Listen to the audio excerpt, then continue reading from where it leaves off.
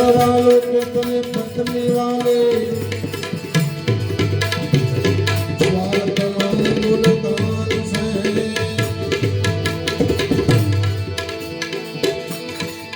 पुत्र वालों के भाई पत्नी वाली स्वागत तू तो मुल्तान से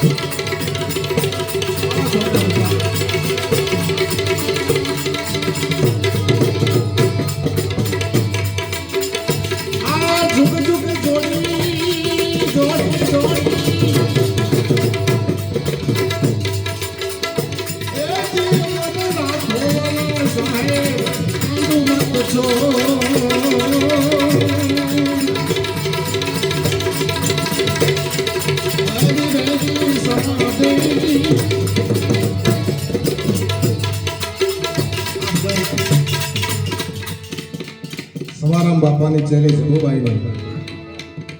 જબુબાઈ પીપળીની બાજુમાં બજાણા ત્યાંના વતની. એમ કહેવાય કે જબુબાઈ ઉંમરલાયક ત્યાં, અને એ સમયમાં જબુબાઈ મેટ્રિક પાસ એટલે કે 10 પાસ એ સમયમાં હતા. અને એ જે બજાણાનો સુબો હતો એની દીકરીને આ ભણાવતા હતા. ઉંમરલાયક ત્યાં એટલે જબુબાઈના લગ્ન થયા છે. પણ